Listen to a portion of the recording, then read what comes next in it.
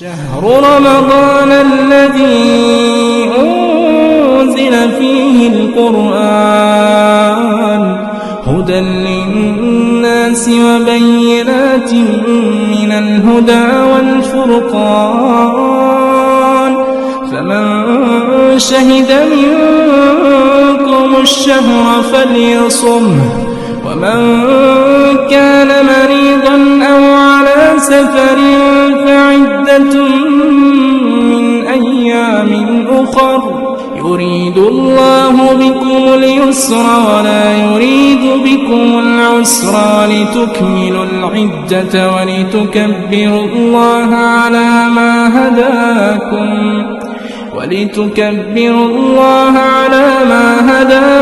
ولعلكم تشكرون. السلام علیکم ورحمۃ اللہ وبرکاتہ.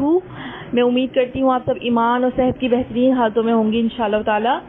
نحمده ونصلی علی رسولہ الکریم. اما بعد فاعوذ باللہ من الشیطان الرجیم. بسم اللہ الرحمن الرحیم. رب اشرح لی صدری ویسر لی امری واحلل عقدۃ من لسانی یفقہوا قولی. اللہم فقہنا فی الدین آمین. آج ہم دیکھتے ہیں الصوم فی ضوء القرآن، روزے قرآن مجید کی روشنی میں. سب سے پہلے ہم 3 مسئلوں کو ڈسکس کرتے ہیں، اس کی دلیل چیک کرتے ہیں. نمبر 1، روزہ اسلام کے 5 فرائض میں سے ایک فرض ہے. نمبر 2، روزے پہلی امتوں پر بھی فرض تھے. نمبر 3، روزے کا مقصد گناہوں سے بچنے اور نیکی پر چلنے کی تربیت دینا ہے. ان تینوں باتوں کی دلیل ایک ہی آیت ہے، سورہ بقرہ آیت نمبر 183. یا ایھا الذین آمنوا کتب علیکم الصیام کما کتب علی الذین من قبلکم لعلکم تتقون. اے لوگو جو ایمان لائے ہو، تم پر روزے فرض کر دیے گئے ہیں جس طرح تم سے پہلے انبیاء کے پیرووں پہ فرض کیے گئے تھے. اس سے توقع ہے کہ تم میں تقوی کی صفت پیدا ہوگی. اس میں پہلی بات کہ روزہ فرض ہے، وہ کہاں سے ثابت ہوا؟ لفظ کتبہ سے. کتبہ فریدہ کے معنوں میں ہوتا ہے، یعنی فرض کیا گیا. ہمارے ہاں بھی لکھت پڑھت کا لفظ آتا ہے. کوئی چیز ڈاکومنٹیشن میں کرنا ہو تو کہتے ہیں کہ اس کی لکھت پڑھت کر لو. تو کتبہ ہے فرائض. پہلی امتوں کی بات کہاں سے پتہ چلی؟ علی الذین من قبلکم. اور اس کا مقصد گناہوں سے بچنا اور نیکی کی طرف رجوع کرنا. یہ کہاں سے پتہ چلا؟ لعلکم تتقون سے. اب ہم روزہ رکھتے ہوئے اس بات کو ضرور ذہن میں رکھیں، اگر ہم اس آیت کو بھی خوبصورت طریقے سے لکھ سکیں اور اس کو لکھ کر مختلف جگہوں پر لگا سکیں، یا جب رمضان آنے والا ہو تو آپ لوگ کچھ کارڈز بنا لیں، ہاتھ سے لکھ لیں، اس میں جو پوائنٹس یا حدیث آپ کو لگ رہا ہے کہ یہ لوگوں کو بتانی چاہیے اور یہ موٹیویشنل ہے تو آپ لکھ کر لگا لیں. اور بہت دفعہ ایسا ہوتا ہے کہ ہم کچھ بات اپنے گھر والوں کو بتانا چاہ رہے ہوتے ہیں لیکن نہیں ہم سمجھا سکتے، تو پھر آپ کیا کر سکتی ہیں؟ کوئی ٹیبل کیلنڈر بنا سکتی ہیں، وہ بنا لیں. تو کوئی ایک بات گھر میں لگا دیں تاکہ گھر والے پڑھیں اور اس سے ان کو فائدہ ہو. بعض اوقات ایسا ہوتا ہے کہ ہماری بات میں وہ اثر نہیں ہوتا، لیکن اگر ہم کوئی آیت قرآن کی لکھ کے لگا دیتے ہیں تو جب سامنے والا پڑھتا ہے تو اس سے بہت سارے لوگوں کے دل بھی بدل جاتے ہیں. تو ہم نے یہ ایکٹیویٹی کرنی ہے اور یہ نیکی میں ہمارے اضافہ کرے گا انشاءاللہ. اور ہمیں زیادہ سے زیادہ نیکی کے کاموں میں جو ہے اپنا وقت گزارنا چاہیے اور نیکیوں میں بڑھ چڑھ کر حصہ لینا چاہیے. تو جو ہماری استطاعت ہے ہم اس حساب سے نیکی کر سکتے ہیں. اور رمضان کا مہینہ تو تبدیلی کا مہینہ ہوتا ہے، اس میں تو لوگوں کے دل بدل جاتے ہیں. روزہ قرآن کا مہینہ ہے، تو جو بھی آپ بات سن رہے ہیں، کوئی رغبت یا موٹیویشنل والی بات یا کوئی ایسی بات جو تو آپ کو لگ رہی ہے کہ واقعی یہ بہت امپورٹنٹ ہے، تو آپ کارڈز بنا کر لوگوں کو دے سکتے ہیں. تو یہ آیت بہت خوبصورت ہے. اب ہم تقویٰ کو دیکھتے ہیں. تو تقویٰ کو آپ چیک بھی کرتے رہیں کہ کہاں تک میرے اندر تقویٰ آیا ہے، میرے گناہوں سے کتنی رغبت کم ہوئی ہے، میرے اندر کون سی پہلے نیکی کم تھی اور اب زیادہ ہو گئی ہے. آپ دیکھیں، تقویٰ صرف گناہوں سے بچنا نہیں ہے بلکہ نیکی کے موقعوں کا نظر آ جانا بھی تقویٰ ہے. ہمارے ہاں عموماً تعلق تقویٰ کا گناہوں سے ہے. تو گناہ سے نہیں ہے، بلکہ گناہوں سے بچنے کا احساس پیدا ہونا اور نیکی کے مواقع کو حاصل کرنے کا شوق لگ جانا۔ ہم گناہوں سے بچنے کی تو کوشش کرتے ہیں، لیکن جو نیکی کے مواقع ہماری زندگی میں آتے ہیں ہم اس کو اویل نہیں کرتے۔ اس کا مطلب ابھی تقویٰ کی کمی ہے۔ تقویٰ کا مطلب آپ لوگ کو میں سمجھانے کے پوائنٹ آف ویو سے کہوں تو شعور ہونا چاہیے۔ تقوی والے انسان کے اندر شعور ہونا چاہیے۔ متقی جو انسان ہوتا ہے وہ باشعور انسان ہوتا ہے، اسے پتہ ہوتا ہے مجھے لوگوں کے ساتھ کیسا معاملہ کرنا ہے اور اللہ کے ساتھ کیسا معاملہ کرنا ہے اور اپنے ساتھ کیسا معاملہ کرنا ہے۔ تو یہ ہوتا ہے متقی انسان۔ تو اللہ تعالیٰ سے دعا کریں، اللہ تعالیٰ ہمیں نیکی کے کاموں میں بڑھ چڑھ کر حصہ لینے کی توفیق عطا فرمائے اور اللہ تعالیٰ ہمیں ایمان والا تقویٰ عطا فرمائے، آمین۔ اب ہم آگے 4 مسئلے اور ڈسکس کرتے ہیں۔ رمضان کا مہینہ پانے والے ہر مسلمان پر پورے مہینے کے روزے رکھنے فرض ہیں۔ مسافر اور مریض کو روزہ نہ رکھنے کی رخصت ہے، لیکن رمضان کے بعد ان دنوں کی قضا ادا کرنی ضروری ہے۔ مریض یا مسافر پر روزہ چھوڑنے کا کوئی کفارہ نہیں۔ رمضان کا مہینہ اللہ تعالیٰ کی خصوصی عبادت اور حمد و ثنا کرنے کا مہینہ ہے۔ ان چاروں مسائل کی دلیل ہے سورہ بقرہ کی آیت نمبر 185۔ شہر رمضان الذی انزل فیہ القرآن ھدی للناس وبینات من الھدی۔ رمضان وہ مہینہ ہے جس میں قرآن نازل کیا گیا جو انسانوں کے لیے سراسر ہدایت ہے اور ایسی واضح تعلیمات پر مشتمل ہے جو راہ راست دکھانے والی اور حق و باطل کا فرق کھول کر رکھ دینے والی ہے۔ لہٰذا اب سے جو شخص اس مہینے کو پائے اس کو لازم ہے کہ اس پورے مہینے کے روزے رکھے، اور جو کوئی مریض ہو یا سفر پر تو وہ دوسرے دنوں میں روزوں کی تعداد پوری کرے۔ اللہ تمہارے ساتھ نرمی کرنا چاہتا ہے، سختی کرنا نہیں چاہتا، اس لیے یہ طریقہ تمہیں بتایا جا رہا ہے تاکہ تم روزوں کی تعداد پوری کر سکو، اور جس ہدایت سے اللہ نے تمہیں سرفراز کیا ہے اس پر اللہ تعالیٰ کی کبریائی کا اظہار کرو اور اعتراف کرو اور شکر گزار بنو۔ اس آیت میں بیمار اور مسافر کے روزے چھوڑنے کی بات ہوئی ہے۔ تھوڑی سی بات آپ کی مدد کرنے کی نیت سے کرنا چاہوں گی۔ پہلی بات یہ ہے، روزہ ہر ایک پر فرض ہے۔ کب فرض ہے؟ جب وہ رکھ سکے۔ یہ جملہ نوٹ کر لیں، روزہ جب فرض ہے جب کسی بچے پر روزے رکھنے کی صلاحیت پیدا ہو جائے، یعنی جب بچے کے اندر صلاحیت اور قوت پیدا ہو جائے کہ وہ روزہ رکھ سکتا ہے تو اس پر روزہ فرض ہے۔ اب وہ صلاحیت بعض لوگوں میں 10 سال میں بھی آ جاتی ہے، بعض میں 11 سال میں، بعض میں 12 سال میں بھی آتی ہے، اور یہ ماں پر بھی پھر ڈیپینڈ کرتا ہے کہ وہ مائیں جو بچوں کو 7-8 سال میں روزہ رکھنا سکھانے لگتی ہیں، تھوڑا رکھ لو تھوڑا چھوڑ دینا، تو پھر وہ بچے جلدی اس چیز کے قابل ہوتے ہیں۔ اور جو مائیں لاڈ دیکھتی رہتی ہیں کہ ان کے تو بچے جوان بھی ہو جائیں تو وہ روزہ نہیں رکھتے کہ ہماری ماں نے ہمیں روزہ نہیں رکھوایا تو تم کہاں ہوتی ہو رکھوانے والی، یہ اصول بھی ٹھیک نہیں ہے۔ تو کرا کیا کریں، چھوٹے بچوں کو عادت ڈالیں، سحری کھلا دیں اور کہیں آپ کا روزہ شروع ہو گیا، اور جب کھانا کھائیں گے تو آپ کا روزہ ہو جائے گا، آپ کا روزہ پورا ہو جائے گا۔ اور کئی بچے آپ پھر دیکھیں گے دن میں کئی دفعہ روزے رکھتے دیکھیں گے کہ میں اب ایک روزہ رکھ رہا ہوں، میں اب دوسرا روزہ رکھ رہا ہوں۔ تو گھر میں ایسے ماحول ہونے چاہیے، بچوں کو شوق دلائیے۔ اور پھر جوان ہونے والے بچے پہلے سے نہیں سوچیں کہ نہیں رکھ سکتے ہیں، کوئی اتنی بڑی بات نہیں ہے، تو ضرور رکھوائیں۔ جب ان کی برداشت بڑھ جائے گی تو ان کا معاملہ ہو جائے گا انشاءاللہ۔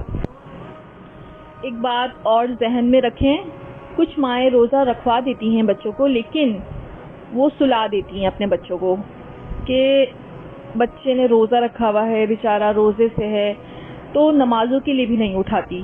تو ایسا نہیں کرنا۔ تو یہ تو پھر آپ نے خود ہی اس کی بنیاد جو ہے مضبوطی سے پھر آپ نے اس کی بنیاد اور زیادہ پھر اس طرح سے کمزور ہو جائے گی۔ تو آپ نے اس کی بنیاد کو کمزور نہیں کرنا۔ اگر بچہ روزہ رکھ رہا ہے تو آپ اس کو جو ہے کہیں روزے میں نماز بھی فرض ہے، نماز بھی پڑھیں، اور اس کو بتائیں کہ روزہ جو ہے صبر کا نام ہے، اور روزے کی آپ ان کو آیتیں بتا سکتی ہیں، حدیث بتا سکتی ہیں کہ روزے کا اجر کتنا ہے، روزے دار جو ہے ریان نام کی جنت سے داخل ہوں گے، ان کا ویلکم کیا جائے گا. تو آپ جو ہے ان کو یہ روزے دار کی جو خوشخبریاں ہیں وہ بھی آپ بتا سکتی ہیں، تاکہ بچوں کے اندر اور زیادہ روزہ برداشت کرنے کی ہمت آئے اور وہ پھر اس روزے کو اچھے سے رکھ سکیں. باقی رہی بات مسافر اور مریض کی، مسافر کے لیے رخصت ہے، آپ کو روزہ چھوڑنا ہے تو چھوڑ دیں، لیکن آپ کہیں آج کل سفر مشکل نہیں ہے، جہازوں گاڑیوں میں جاتے ہیں، اے سی لگا ہوتا ہے، تو پھر اس پہ چوائس ہے، چھوڑنا چاہیں چھوڑ دیں، رکھنا چاہیں رکھ لیں، کوئی حرج نہیں. بس یہ ذہن میں رکھیں جو چھوڑ رہے ہیں وہ آگے پھر رکھنا ہوگا، اس کی قضا کرنی ہوگی. کیونکہ اسلام میں جو سفر ہوتا تھا وہ با مقصد سفر ہوتا تھا، ہماری طرح نہیں ایسے ہی بیکار کہیں بھی نکل پڑے، کہیں بھی بس گاڑی لی چل پڑے، ایسے ہی چکر لگانے چلے جاتے ہیں، تو ایسا نہیں ہوتا تھا. تو مقصد کے تحت جب سفر ہوتا ہے تو کم سے کم وقت میں جلدی کرنے کی نیت ہوتی ہے. تو اس لیے روزے میں جب نکاہت آتی ہے یا فوکس نہیں کر پاتا تو اس کے لیے رخصت دی ہے کہ چلو تم روزہ چھوڑ دو، لیکن وہ بھی بعد میں پھر یعنی کہ وہ بعد میں پھر رکھا جائے گا، اس کی قضا دینی ہوگی. اب تیسری چیز جو آتی ہے وہ مریض ہے، تو اس پر بات کرتے ہیں. مریض کیسا مرض؟ ایک تو وہ مرض ہے جس کا روزے سے کوئی تعلق نہیں، مثلا آپ کی انگلی میں چوٹ لگ گئی، آپ مریض بن گئے، اور اکثر عورتیں تو پھر سر پر پٹا باندھ کے بیٹھی ہوتی ہیں کہ سر میں درد ہے، تو یہ مرض نہیں ہے. مرض وہ کہلاتا ہے ہر وہ مرض جس مرض سے بیماری کی شدت بڑھنے کا ڈر ہے. کوئی بیماری کا ڈر ہے تو اس وقت میں رخصت موجود ہے، لیکن پھر بعد میں رکھنا پڑے گا، یہ ذہن میں رکھیں. تو جو بعد میں رکھنے کا سوچتا ہے وہ یہ ذہن میں رکھیں ابھی تو ماحول بنا ہوا ہے، ابھی رکھ سکتے ہیں.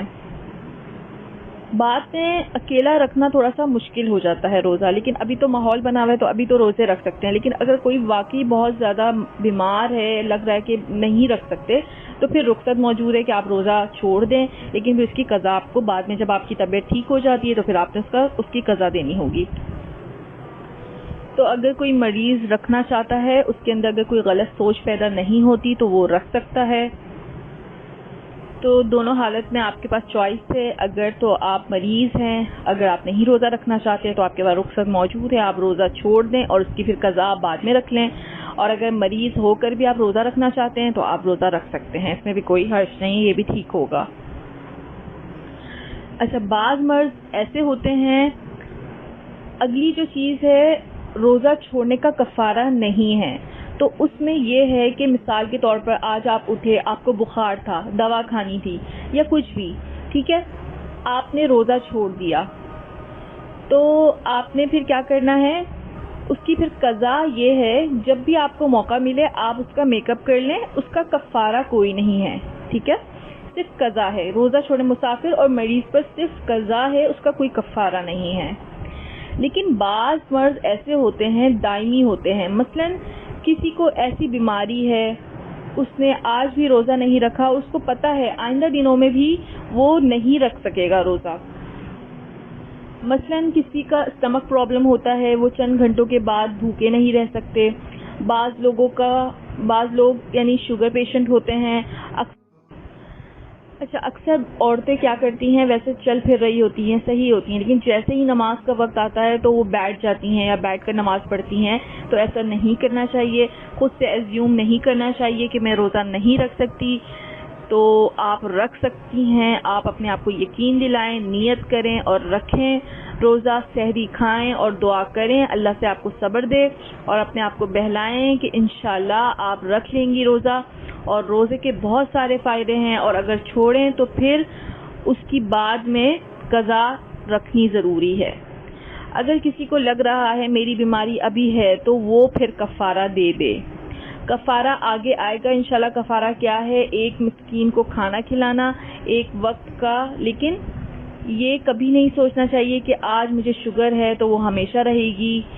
اور یہ ختم ہی نہیں ہو سکے گی اور میں کل کا روزہ نہیں رکھ سکتی ہوں. ہمیں کل کا نہیں سوچنا. بندہ مومن ہمیشہ یہ سوچتا ہے کہ میرا کل ٹھیک ہوگا, آج بیمار ہوں کل بالکل ٹھیک ہو جانا ہے مجھے, آج ہمت نہیں کل ہوگی انشاءاللہ, اور اس نیت سے پھر وہ آئندہ آنے والے دنوں کے لیے اپنے آپ کو نیکیوں کے لیے تیار کریں. اپنے اوپر رحم اور ترس نہ کھائیں. ہم جب بہت لیزی ہو جاتے ہیں تو ہمارے اندر سستی ہوتی ہے, تو اسٹرانگ بنیں. جب ہم اسٹرانگ بنتے ہیں تو ہمارے اندر کی ہر چیز ٹھیک ہو جاتی ہے. آپ نے دیکھا ہوگا کہ اکثر کوئی بیمار ہوتا ہے, جب ہم اس کو بولتے رہتے ہیں تم بیمار ہو بیمار ہو بیمار ہو, تو وہ اندر سے خود بخود بیمار ہی ہو رہا ہوتا ہے اور زیادہ وہ نڈھال اور سست ہو رہا ہوتا ہے. لیکن جیسے ہی ہم بولتے ہیں نہیں تم بالکل ٹھیک ہو ماشاءاللہ, جاؤ جا کے فریش ہو, نہاؤ دھو, لیکن جیسے ہی وہ نہا دھو کر آتا ہے اور کپڑے پہن کے آتا ہے تو اس کے اندر ایک فریشنس آ رہی ہوتی ہے. تو اس معاملے میں ترس نہیں کھانا چاہیے, روزے رکھیں اور انشاءاللہ اپنے آپ کو ہمت دلائیں. جو مومن شخص ہوتا ہے وہ بالکل لیزی نہیں ہوتا, تو اپنی شخصیت کو مضبوط بنائیں. انشاءاللہ اللہ تعالیٰ ہم سب کو روزہ رکھنے کی توفیق عطا فرمائے. اب ہم 3 مسئلوں کو اور ڈسکس کرتے ہیں. رمضان المبارک میں رات کے وقت بیوی سے ہم بستری کرنا جائز ہے. افطار سے لے کر صبح صادق کے طلوع ہونے تک کا وقت روزے کی پابندی سے مستثنا ہے. مستثنا یعنی ایگزامڈ, رخصت ہے. نمبر 3, دوران اعتکاف میں رات کے وقت بیوی سے ہم بستری کرنا منع ہے. ان تینوں باتوں کی دلیل ایک ہی آیت ہے, سورہ بقرہ کی آیت نمبر 187.